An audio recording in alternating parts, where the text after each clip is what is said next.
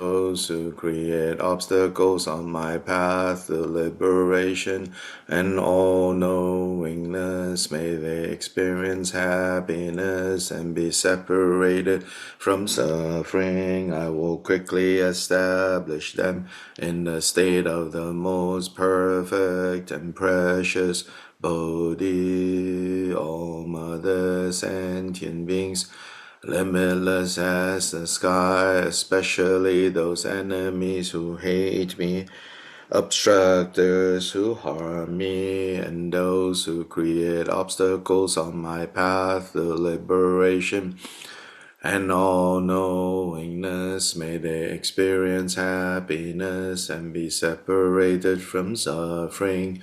I will quickly establish them in the state of the most perfect and precious Bodhi. All Mother sentient beings, limitless as the sky, especially those enemies who hate me, obstructors who harm me, and those who create obstacles on my path to liberation and all-knowingness. May they experience happiness and be separated from suffering. I will quickly establish them in the state of the most perfect and precious Bodhi.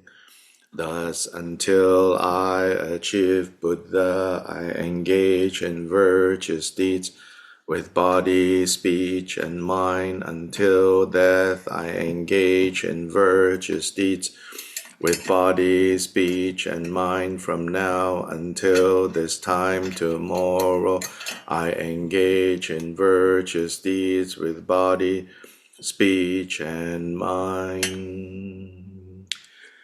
In the Buddha, Dharma, and Sangha, most excellent, I take refuge until Bodhi is reached. By the merit of generosity and other perfections, may I attain Buddhahood for the sake of all wandering beings in the Buddha, Dharma, and Sangha. Most excellent, I take refuge until Bodhi is reached by the merit of generosity and other perfections.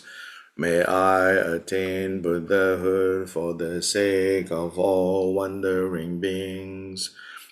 May all Mother sentient beings, limitless as the sky, have happiness, and the causes of happiness, may they be liberated from suffering, and the causes of suffering, may they never be separated from the happiness that is free from sorrow.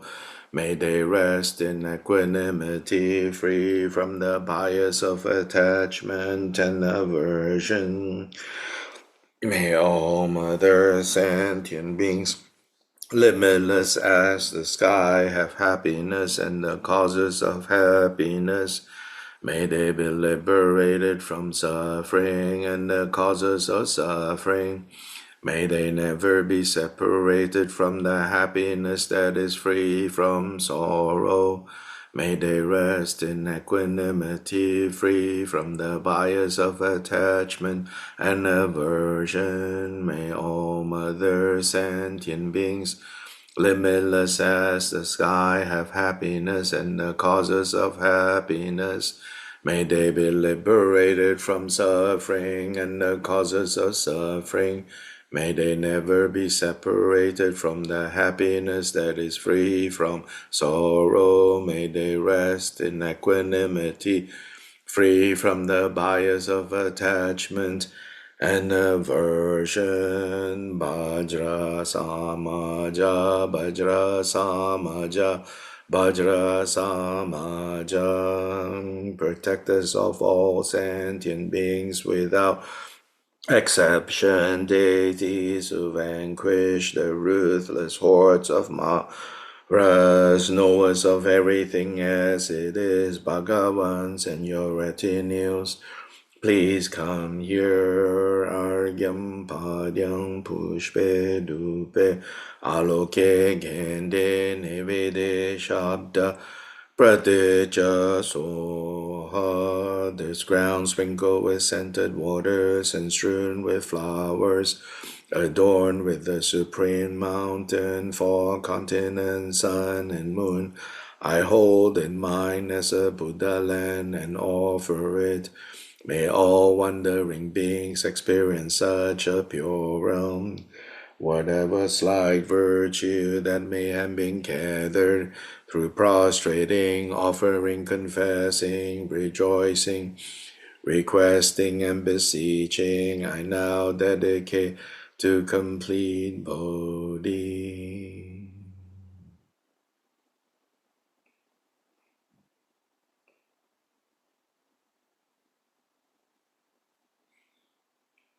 Good morning and good evening to everyone. Today, in the Tibetan Himalayan Buddhist calendar, is a special day. And it is the day that commemorates what is known as Labab Duchen. La is like gods, deities. And here, when we use the word gods or deities, La. So basically, there are two types of La. The ordinary La, the ordinary gods and deities of this world of samsara. So in the Buddhist cosmology, Buddha taught that there are various types of bright beings, and due to their merit, due to the power of their meditations, including meditating on the four immeasurables, including meditating to achieve the jhanas or the dhyana states, and by the power of the merit of cultivating generosity, cultivating disciplined conduct, these can lead to rebirth in such realms of existence. The Devaloka in the realm of the senses, and then the Brahma beings in the realm of form, and then those in the formless realm. So all these are also called devas in general, and they are, still within this cycle of birth and death, and they're not free from the three poisons. Then there are what's known as the transcendent devas, and the transcendent deities. These are those who have transcended cyclic existence. And so who are they? They are, of course, all the Buddhas, Idams, all that have transcended. Then also bodhisattvas from the eighth bhumi, the eighth level upwards, they are all transcendent deities, transcendent gods. So Buddha is sometimes called the god of the gods, kind of a respectful term to say, Buddhas are different, from ordinary gods. So anyway, La is the Tibetan word used to translate all these gods, whether still within the cycle or those who have transcended. So La Bab.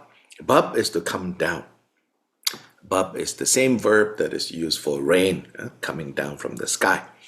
So here is talking about coming down from the realm of the Las.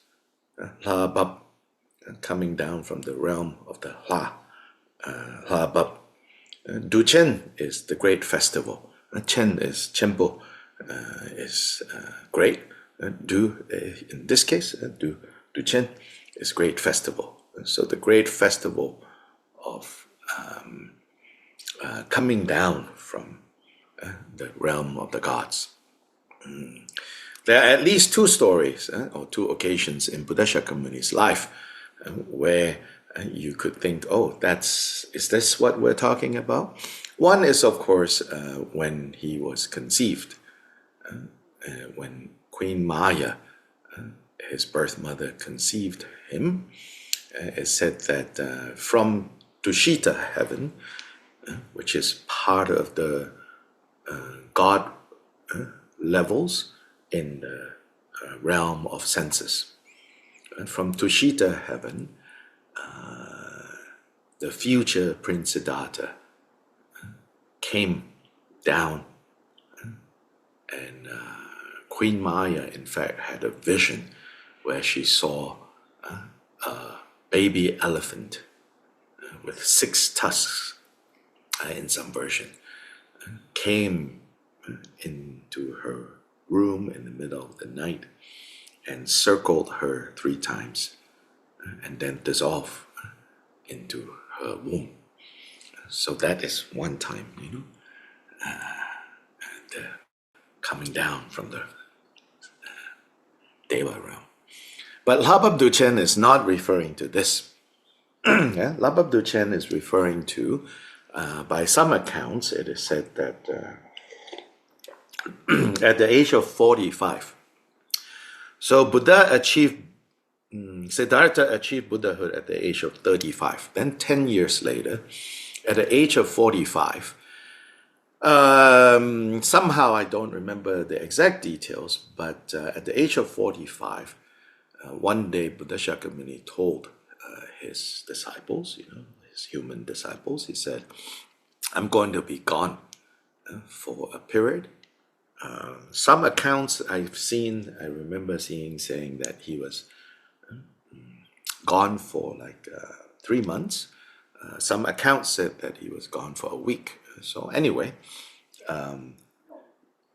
he said that, I'm not going to be seen available for a period of time because I am going to one of the God realms, mainly to teach the Dharma, to repay the kindness of my birth mother. His birth mother, Queen Maya, passed away 7 days after he was born. And so Buddha Shakyamuni said, I'm going to go and teach her the Dharma. So it said that he left, disappeared, like even his kind of normally easily seen, human body also disappeared for this period. And so then he went to this realm called the realm of the 33. These are names of the various God realms. Tushita means the joyful. That's one. Tushita is actually the level of the gods above the level of the 33. And the level of the gods begin with the heaven of the 4 kings. And then above the heaven of the 4 kings is the heaven of the 33. Then above the heaven of the 33 is the joyful Tushita. Buddha's mother was actually reborn in the realm of Tushita, which is where the white elephant, or the future Buddha, last birth before he was Prince Siddhartha, he was a resident of the heaven of Tushita. So kind of interesting that his mother was born there after giving birth to him, who came from there, so to say, right? But here, Buddha is said to have gone to one level below Tushita, to the heaven of the 33. And there he gave teachings. Some later accounts say that he gave the teachings that are now found in the Abhidharma, which is the 3rd of 3 main collections of the Buddha's teachings. The first collection is known as the Vinaya, all the trainings of the vows. Second collection is the collection of sutras, all the sermons, teachings. And the third is the higher Dharma. So suggesting that, he gave the more profound teachings up in this heaven of the 33. So there's one explanation why he went to heaven of 33 instead of to Tushita. So apparently he went to heaven of 33, because the beings born in the heaven of the four kings are able to go up one level, but no further. And they don't have, it's almost like, when you go into some hotels, you have a key card, You can't go to other floors except for your own floor. But the heaven of the 33 is a floor that everybody could go to, like maybe the clubhouse, of this heaven hotel. So that's why Buddha went to heaven of the 33, because the lower level hotel guests can go up to this clubhouse level. And then, of course, all the upper floors have privilege to what is lower. And so there's a hierarchy of privilege. So then, no problem, Buddha's mother and others can come to the heaven of 33. Partly, I want you to know the details of this because many people you'll see, especially on social media, they know that Buddha Shakyamuni's mother was born in Tushita. Then they know the story about Buddha going up to teach the mother. And then they will make the slight mistake, and say, oh, Buddha came down from Tushita. No, no, no. This Labab Duchen Buddha came down from the heaven of the 33. The name of the heaven of 33 is related to the origins of that heaven, that plane of existence. It said that 33 friends that engage in great merit together in a long, long time ago, right? And before this universe was formed, there were 33 friends, very good friends, Dharma friends, who had perfect samaya with each other. They created a great act of merit and together dedicated towards being born again together in a realm, in a good realm, in a happy realm. And by the power of their karma, it said that when our current world went into formation, a specific realm, the realm of the heaven of the 33, was created by the power of the actions of these 33 friends. So this again speaks to the importance of genuine warmness of heart, especially, of course, it should go beyond, but especially for Dharma brothers and sisters. Sometimes, now I take this opportunity, and Dharma brothers and sisters bring in, the neurosis of brothers and sisters and families and competing and dysfunctional family patterns, people bring into the Dharma families. Then jealousy, competition, and then there is no kind of like messier things to mess up Dharma practice than to do things like this. So instead, look at the power of genuine warmness, pure samaya among Dharma practitioners. In the example of the heaven of the 33. Because of these 33 friends, a whole realm of existence came into shape, into form, so that then others with the right kind of merit can be born there. And so it's not just Buddha Amitabha's vows, power of his, of course, Buddha Amitabha, great merit that has, according to the account, right, given rise to the realm of bliss. Even in the mundane context, in the mundane realm, not yet Buddhas, but a group of good friends. Good friends doesn't mean, you don't have disagreements, you don't have misunderstandings, but the underlying warmth and care, which is metta, is necessary. If we cannot have warmth and metta towards those that we practice with, instead sowing suspicion, doubting people's motivations. All this is just dysfunctional family stuff unresolved in your family, then you bring with you. And again, footnote, doesn't make you a bad person. It just means, part of the Dharma context, even on Zoom, even if we're not physically in the same space, part of the Dharma context is the Dharma context offers us some clear seeing, offers us a safe place to purify, to clear these types of obscurations. So please take this opportunity to genuinely reflect on your own actions before you start worrying about other people's actions, before you start complaining about other people's actions. Why?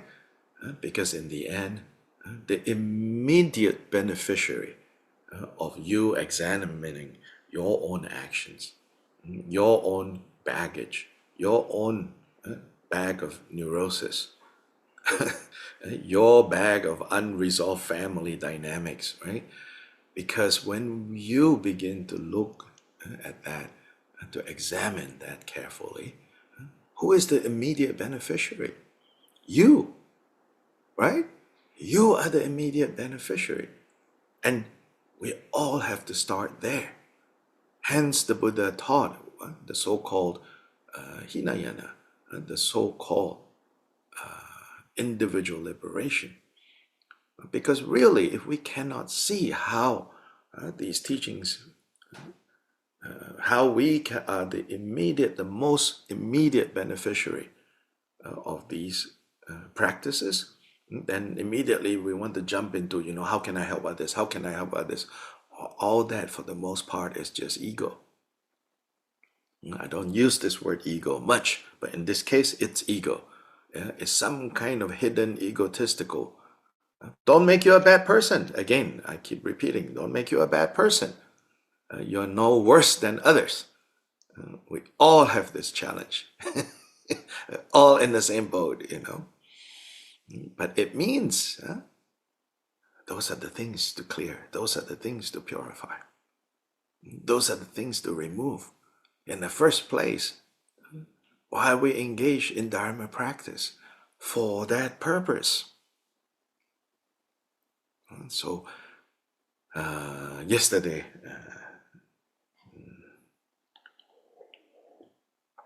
when I was visiting some Dharma friends who are getting ready to do extended retreat,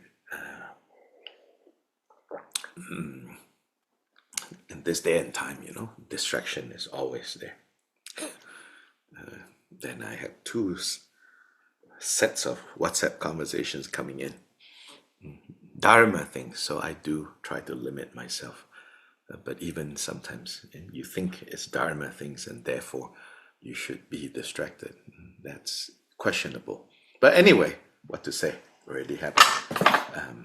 One is a translator, one of our translators, asking me some questions about a passage. It's a peculiar passage because on the surface it seems like you have to read or interpret it differently. But basically, it's a commentary on a very important text in the Drigung Kagyu called the Tekchen Tempen Ningpo. Tekchen Tempen Ningpo, the heart essence of the Mahayana, which is one of Kyoba Rinpoche's most learned disciples, like intellectually trained, studied the sutras, the tantras, so like great scholar. He started as a great Sakyapa practitioner and scholar, and then he came and then joined Kyoba Rinpoche. Then Kyoba Rinpoche said, okay, you have this kind of training. Because before he came, he was criticizing Kyoba Rinpoche. Then until finally he felt like, I need to go to Drigung and expose his faults. even though he has so many disciples, they are all probably being misled by his kind of questionable interpretation of Dharma. So he came to debate, Kyuba Rinpoche. But then when he arrived and he met Kyuba Rinpoche, he completely was transformed. He realized that he was not seeing the more profound points of Dharma. He could only see what his text was saying. Nonetheless, then he felt very bad. He said to Kyuba Rinpoche, how can I purify this? How can I make up for this fault of having wrong view about you, about what you were teaching? And finally, Kyuba Rinpoche said, you composed this text to explain the Fivefold Mahamudra. And so it's actually a commentary on the Fivefold Mahamudra called Heart Essence of the Mahayana. Then there is various commentaries on the Heart Essence of the Mahayana.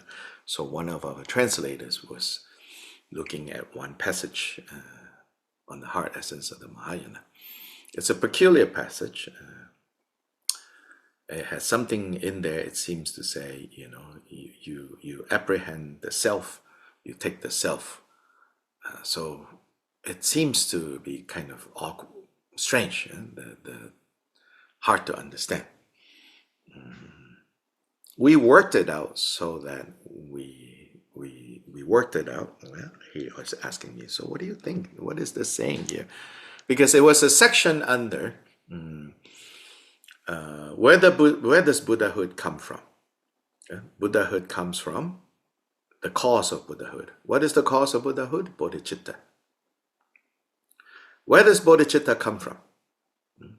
So in this one very famous Indian Buddhist text called the Madhyamaka Avatara, the great Indian master Chandakirti, at the beginning of his Madhyamaka Avatara, he was in the lineage of Nagarjuna, and the middle way philosophical lineage.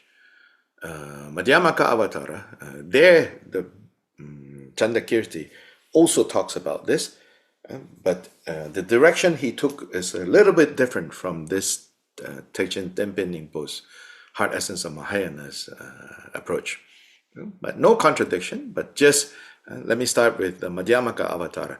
Madhyamaka Avatara, it says, Buddhahood is the final goal. Buddhahood is what we are all working for. Where does Buddhahood come from? Buddhahood comes from bodhicitta. Where does bodhicitta come from? Bodhicitta comes from compassion. Where does Buddhahood come from? One step. Where does Buddhahood come from? Buddhahood comes from bodhisattva.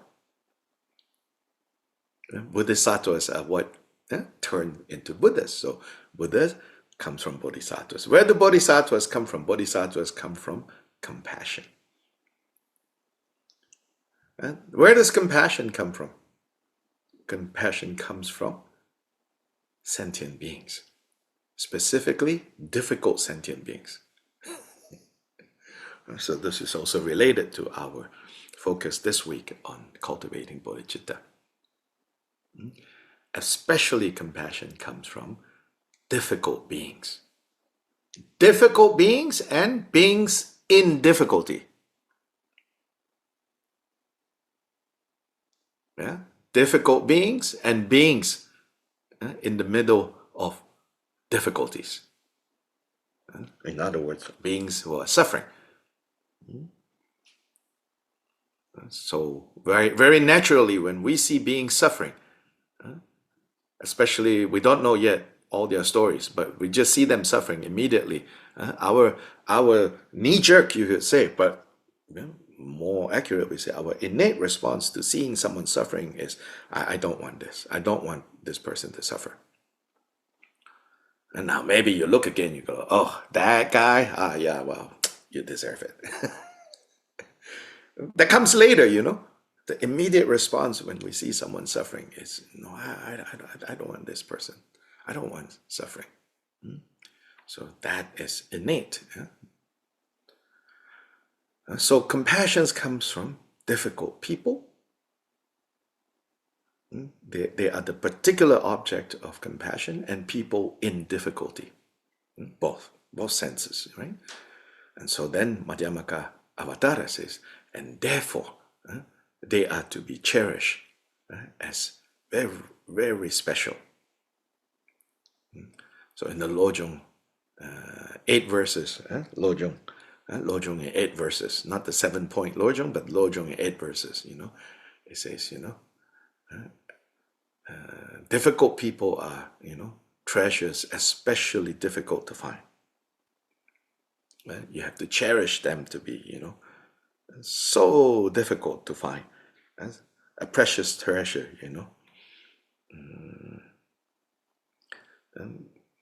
it says, right? They surpass even a grish-renting Joe. May I train to hold them as supremely precious. May I train to cherish beings of bad nature and those oppressed by strong evil deeds and suffering, strong sins and suffering, as if I have found a precious treasure, very difficult to find. Particularly those are the immediate objects of compassion. Then, of course, we radiate compassion in an unbiased way to all. Yeah? Now, coming back to Heart Essence of Mahayana. Heart Essence of Mahayana, in the commentary, it says, okay, where does Buddhahood? We are all striving for Buddhahood. Then where does Buddhahood come from? It says Buddhahood comes from bodhicitta. How does bodhicitta arise? It then asks the next question. It arises from, so this is the interesting part that the translator was messaging me and say, this section here, actually, I would say, the language in the Tibetan, my Tibetan is very, very almost non-existent, but as I said, just enough to cause some trouble.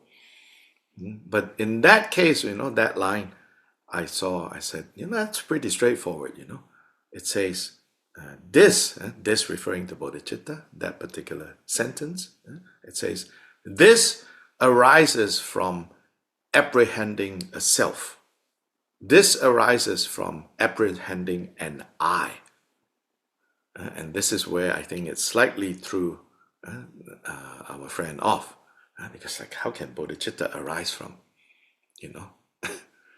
apprehending an I?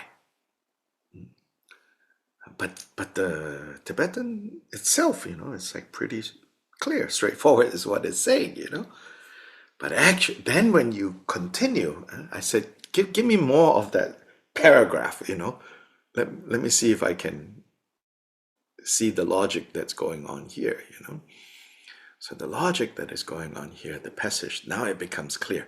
And so then when I suggested this, then the translator looked at all of it again and it's like, yes, now I can see grammatically how it all falls into place.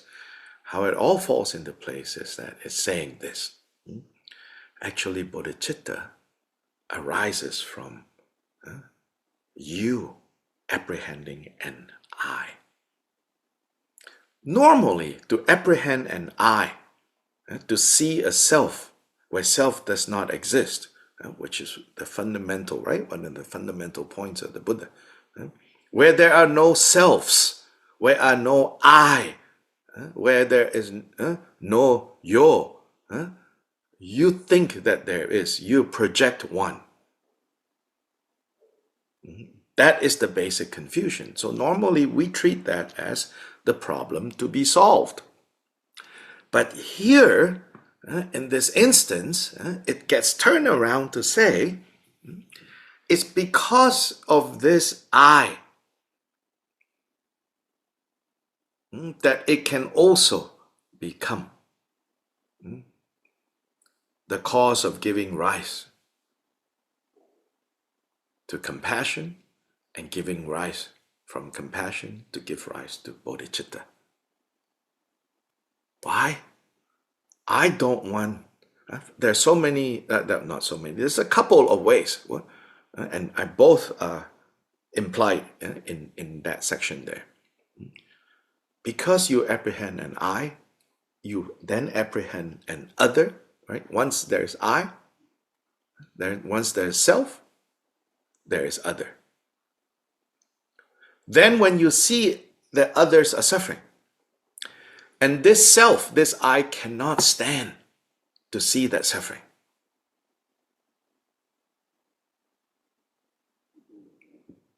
And on that basis, give rise to bodhicitta.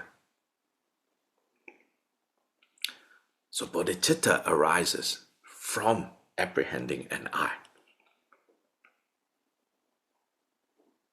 which normally is the cause of suffering. But when we know how to transform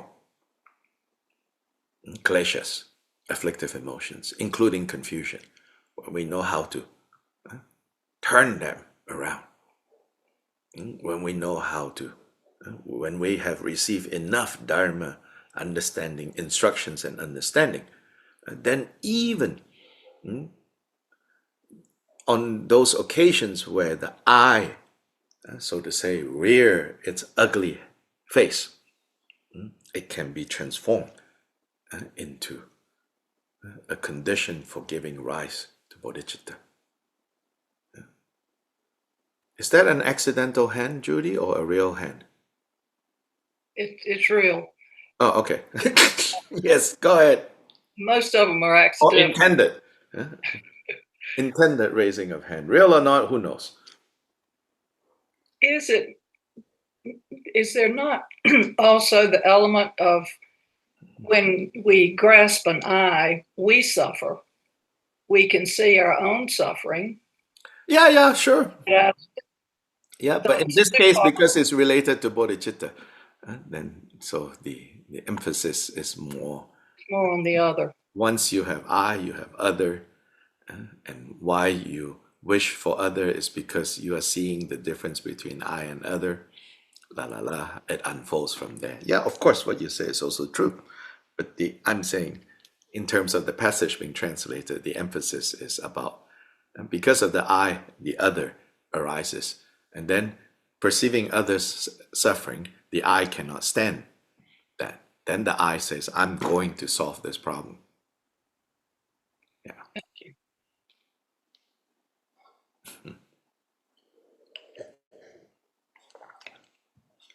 And so once we have, right understanding, once we are trained to use the tools and to be better and better at using the tools, so to say, right? Then yourself, you can answer all these questions quite clearly. It becomes very clear, even if you don't know this language, that language.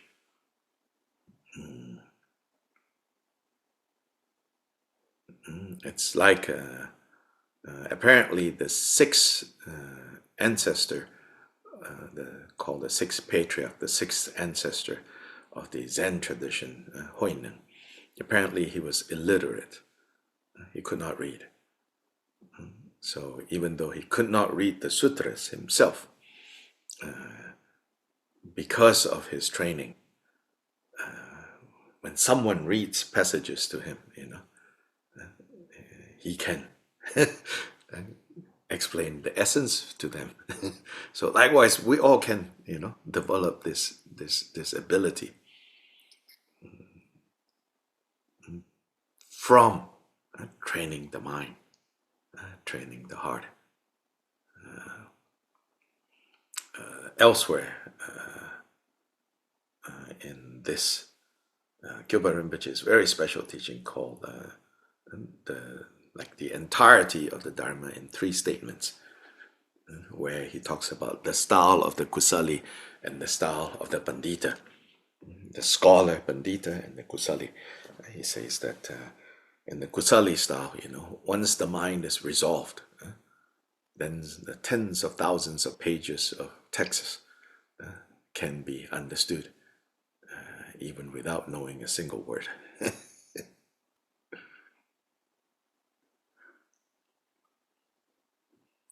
So, one circle back today, Labab Duchen. So the Buddha, after finishing teaching to the mother and to all the devas that gathered on that occasion. Then he returned back down to the world. And according to the accounts, that a specific ladder or staircase, was built by the architect of the world, Vishwakarman, a Indian deity, or a deity that Indians attribute to be the architect, the engineer of the world. Vishwakarman built this staircase, and the Buddha came down the staircase, said accompanied by Indra and Brahma coming back down. And so today commemorates Buddha coming back down. In Bhutan, in recent years, also a tradition has developed where they call today the Mother's Day. It's the Asian Mother's Day, Buddhist Mother's Day, because Buddha's going up to the heaven of 33 is to repay the kindness of his mother, Queen Maya. And so they also use today to celebrate Mother's Day. So all of you go say Happy Mother's Day to your mom.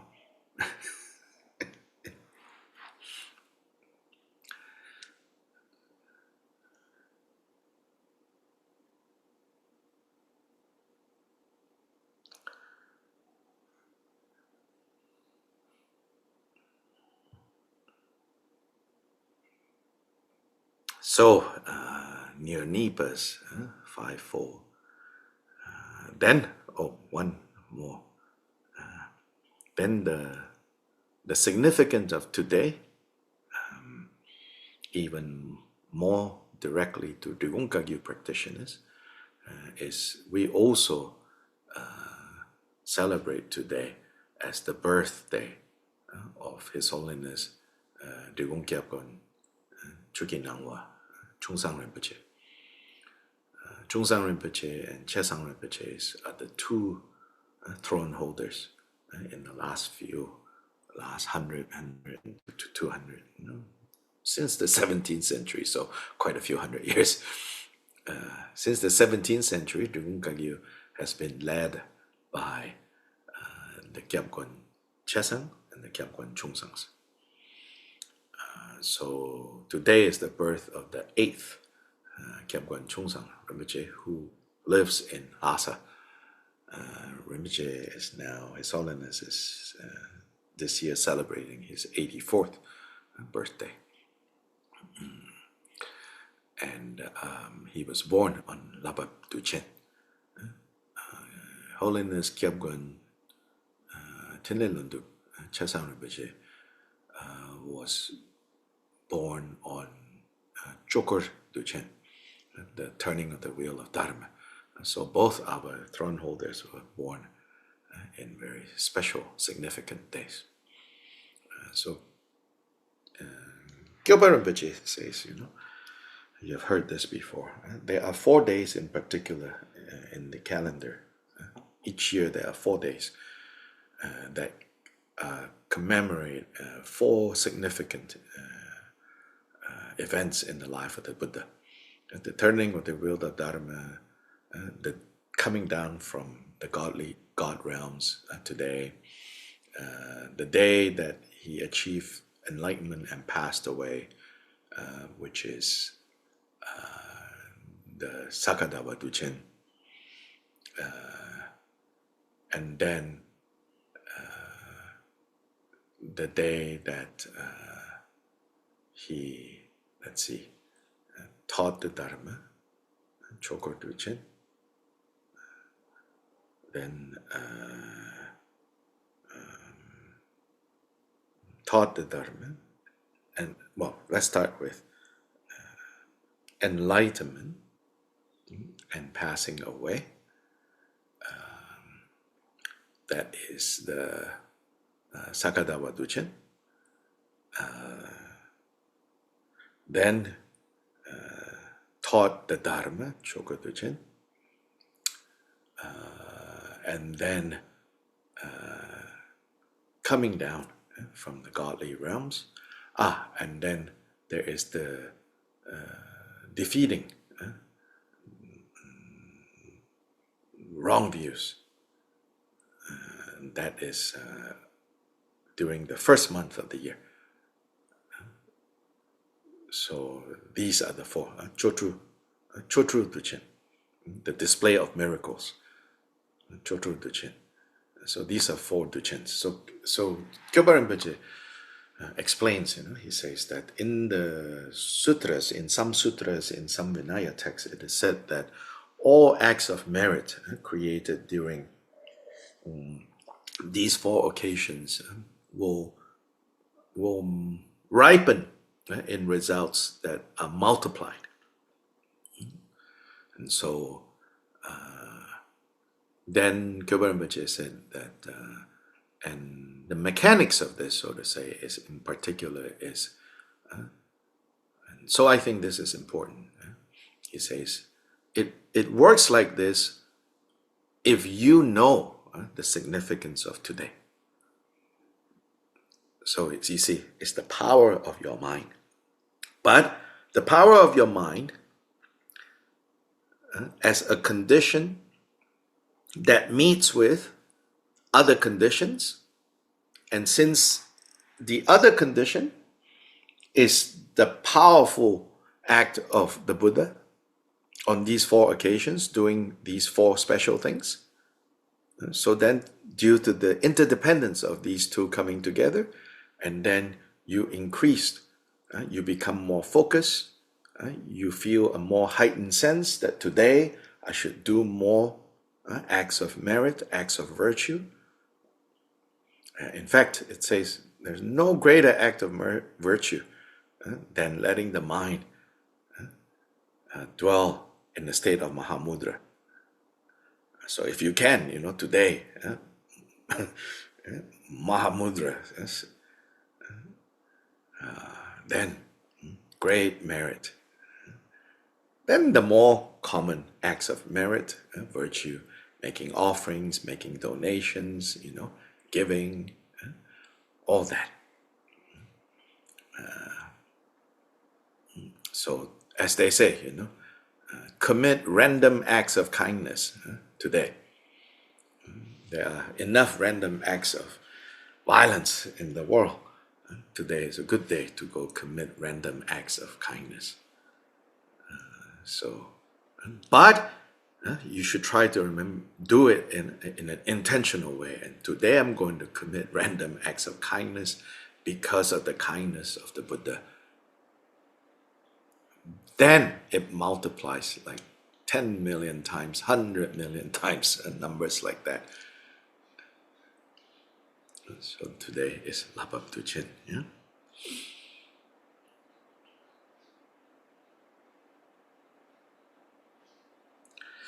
Please now turn to the Nirnipa text.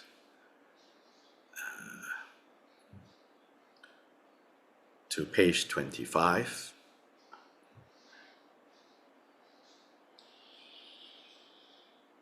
So there are two, right? Arising from emptiness. We're going to use the first one instead of the second one. Then we're going to hop to 26, the bottom part of 26. And so you can just listen or follow with your eyes looking at your text, or you, if you want, you can follow along the chant. Chant is not so important, really. It's just a device, but especially helpful if a group of people are gathered, and especially if gathered together in the same room. But Zoom is like a version of that. So I'm going to chant it. Swabhava Shuddha Sarva Dharma Swabhava Shuddhoham. Think that all phenomena are by nature completely pristine, the emptiness of apprehended and apprehender only mind.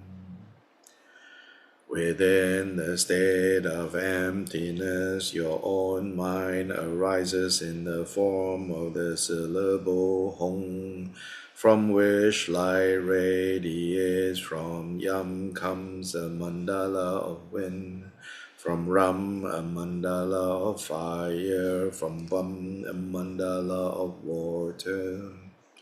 From Lam a mandala of earth, upon that from Sum comes Mount Meru. In nature the four precious substances. Upon that from Pam comes a multicolored lotus. Upon that from Hung comes a cross Vajra. Set on the multicolored lotus, from the vowels comes a moon, from the consonants comes a sun. In the center of that light radiates from the letter Hong, clearing the obscurations of beings and transforming them into the hosts of deities of Jaka Samvara. The light then gathers back and absorbs into the Hong, melting as bodhicitta. From this complete transformation in a single instant, you are Chakra Samvara. His body is dark blue, pure and luminous, like the color of a stainless sky. He has one face and three eyes with fangs slightly bared.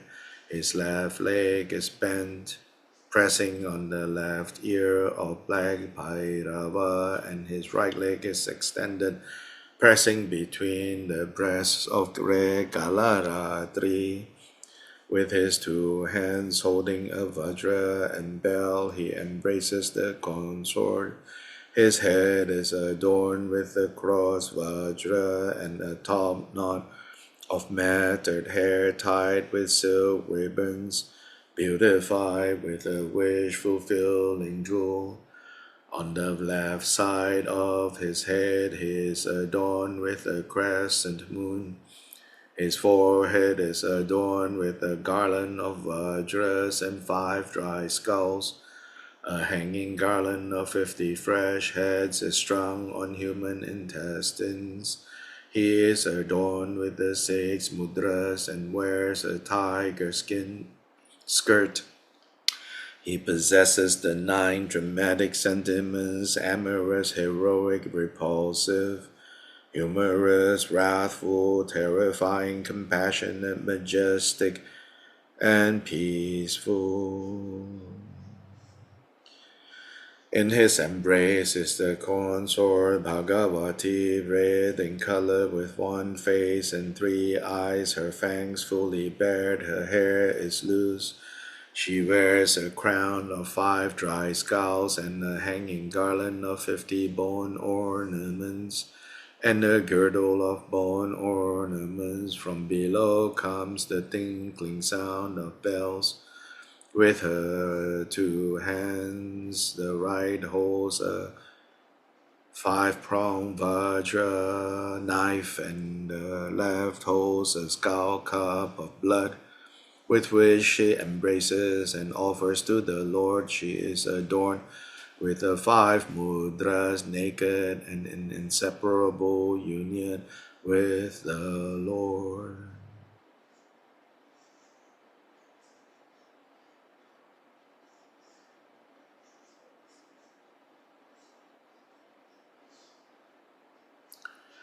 By the symbolic action of blazing rays of light from the Hong at his heart, the hosts of deities of the Chakra Samvara Mandala are invited from their natural abodes.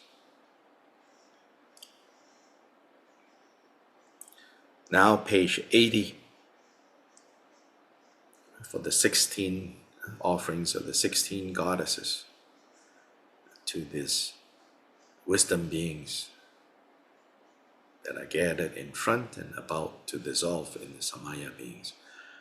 Om Bajra Bine Hong Hong Pe, Om Bajra Bam She Hong Hong Pe, Om Bajra Midange Hong Hong Pe Om Bajra Muraje Hong Hong Pe Om Bajra Ha She Hong Hong Pe Om Bajra La She Hong Hong Pe Om Bajra Gite Hong Hong Pe Om Bajra Nritye Hong Hong Pe Om Bajra Pushpe Hong Hong Pe Om Bajra Dupe Hong Hong Pe Om Bajra Deepe Hong Hong Pe Om Bajra Gande Hong Hong Pe Om Rupa Bajra Hong Hong Pe Om Rase Bajra Hong Hong Pe Om Sparshe Bajra Hong Hong Pe Om Dharma Dhatu Bajra Hong Hong Pe.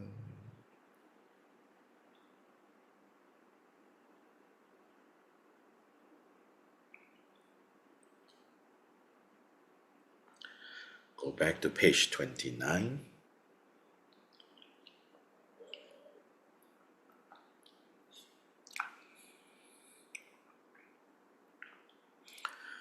Having made outer and inner offerings, recite Cha Hong Bam Ho. Thereby hooking, drawing in, binding, and pleasing them, making them of one taste. Bless your crown with your throat with Ah, and your heart with Hong.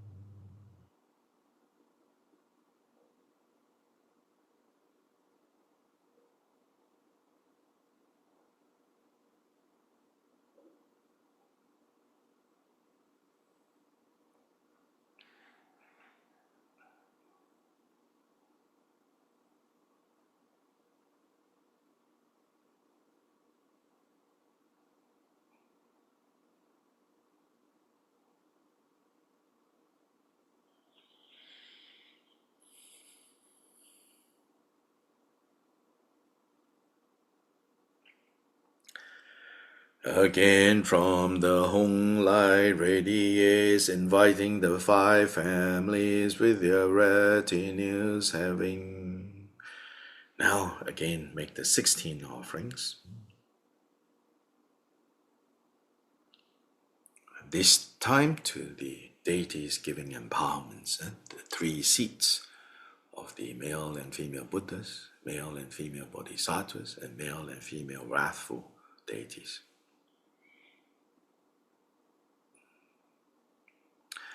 Om Bajra Bine Hong Hong Pe Om Bajra Vamshe Hong Hong Pe Om Bajra Midange Hong Hong Pe Om Bajra Muraje Hong Hong Pe Om Bajra Ha She Hong Hong Pe Om Bajra La She Hong Hong Pe Om Bajra Gite Hong Hong Pe Om Bajra Nritye Hong Hong Pe Om Bajra Pushpe Hong Hong Pe Om Bajra Dupe Hong Hong Pe Om Bajra Deepe Hong Hong Pe Om Bajra Gande Hong Hong Pe Om Rupa Bajra Hong Hong Pe Om Rase Bajra Hong Hong Pe Om Sparshe Bajra Hong Hong Pe Om Dharma Dhatu Bajra Hong Hong Pe.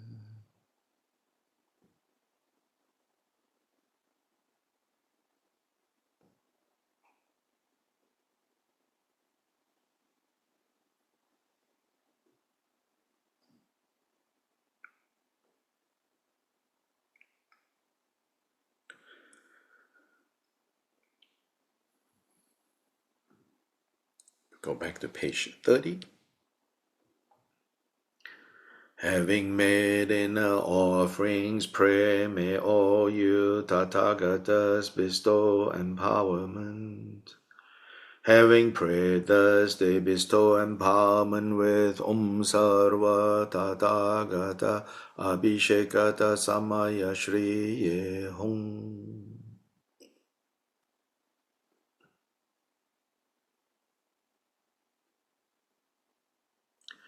Your entire body is filled with wisdom elixir. The excess liquid gathers firmly on top of your head, and Akshobhya seals your crown.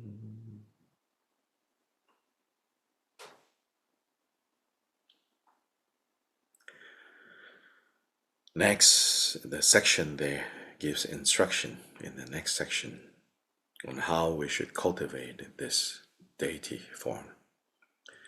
This deity is like a drawing in the sky, appearing yet without inherent essence. Cultivate it as clear, yet without grasping, without any basis for grasping. Its color are distinct, like a rainbow in the sky. Its form is clear, like a reflection in a mirror. Its appearance is pervasive, like the moon's reflection in water. It should be known through these three main similes. Remember glorious Mahamudrupa's point in reminding us that when we cultivate this deity's form to be like a rainbow, like a magician's illusion, like a reflection in the mirror, and the goal, the purpose here is to abandon clinging to the ordinary body, the ordinary speech, and ordinary mind, and instead to single-mindedly cultivate being the idam, the idam that now is the union of appearance and emptiness. And that is what is co-emergent. So now we can lightly try to recall the three aspects of training in the creation stage, which is to cultivate clarity with regards to the form of the deity. If you are not able to visualize the deity so well, you can now bring a picture of the deity so that your eyes can gaze on that form of the deity, so that gazing on the deity's form with your eyes, you can imprint your mind with the appearance of the deity clearer and clearer and clearer. Next, you are also recollecting purity and meaning to whatever degree you can remember about the symbolism of the male deity, the female deity. If nothing else, right, the male and female deity in union is symbolizing, is teaching, is expressing co-emergence. The co-emergent mind and the co-emergent appearances of mind. These two being inseparable. And finally, there is cultivating, stabilizing divine pride, divine confidence.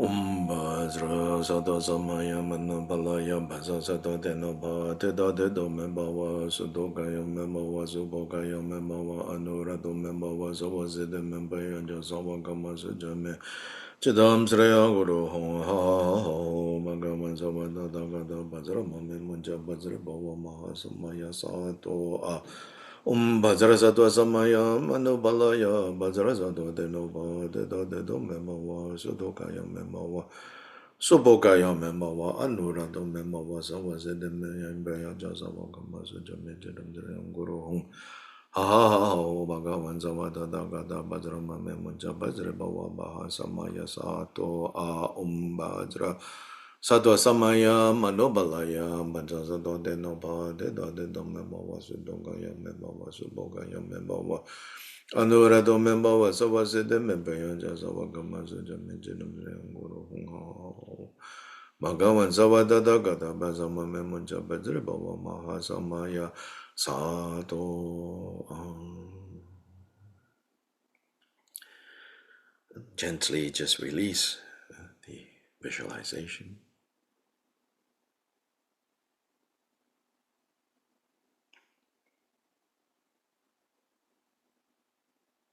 Let the mind body settle naturally, settle into ease,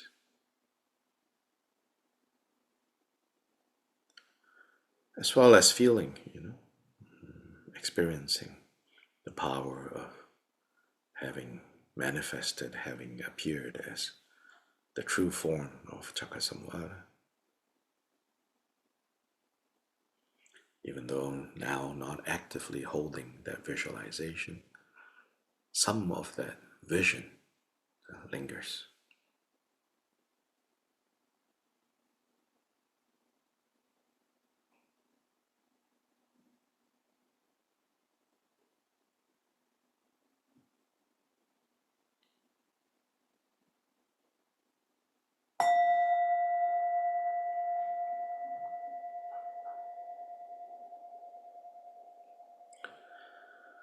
Then page 78.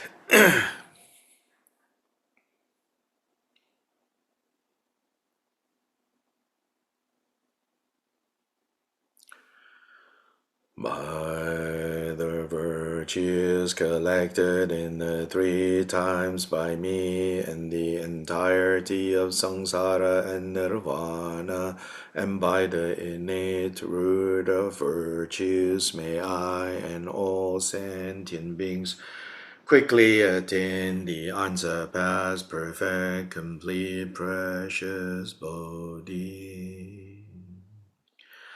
Chanchu Semcho Rinpoche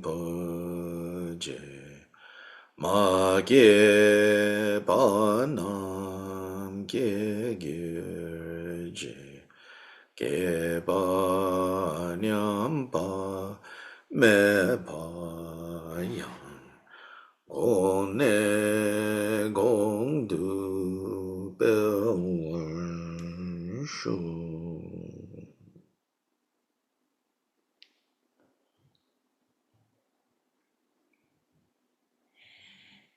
Okay, thank you everyone for Thank you. bye bye. Gracias, Rinpoche. Bye bye. Muchas gracias, Rinpoche. Thank you.